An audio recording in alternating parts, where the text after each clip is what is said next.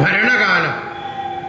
അതുകൊണ്ടാണ് സത്യമേവ ജയതേ, എല്ലാ പ്രജകളെയും തൻ്റെ കുടുംബത്തിലെ അംഗങ്ങളെപ്പോലെ സേവിക്കുകയും ദീനരും ദരിദ്രരും ഈശ്വരൻ്റെ മക്കളാണെന്നും ആ ഓരോ പ്രജകൾക്കും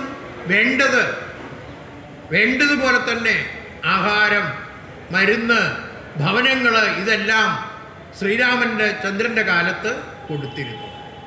അർദ്ധരാത്രിക്ക് പോലും സർവാഭരണ വിഭൂഷിതയായ ഒരു സ്ത്രീ ഏത് തെരുവീതിയിലും നിർഭയായിക്കൊണ്ട് നടക്കാനുള്ള സ്വാതന്ത്ര്യവും അന്ന് അയോധ്യ ഭരിച്ചിരുന്ന രാമനുണ്ടായിരുന്നു, രാമൻ്റെ കാലത്തുണ്ടായിരുന്നു.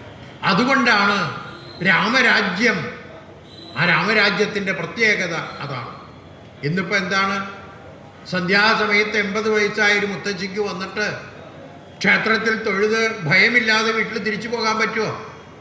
സ്വർണ്ണമാല പൊട്ടിക്കുക മാത്രമല്ല, ചിറ്റിയ കൊണ്ട് അടിയും കൊള്ളും അല്ലേ?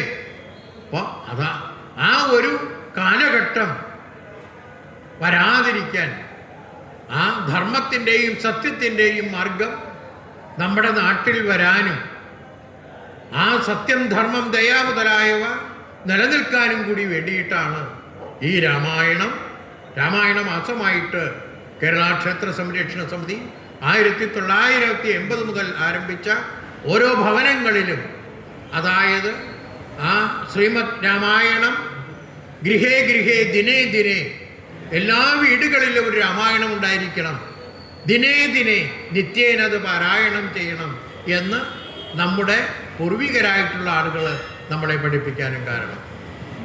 അപ്പോൾ കർക്കിടക മാസം രാമായണ മാസമായി ആചരിച്ചുകൊണ്ട് ചിങ്ങമാസം ഭാഗവത മാസമായിട്ടും കൂടി നമുക്ക് ആചരിക്കാം.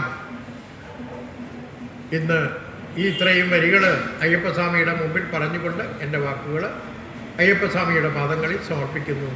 സ്വാമിയേ ശരണമയ്യപ്പ.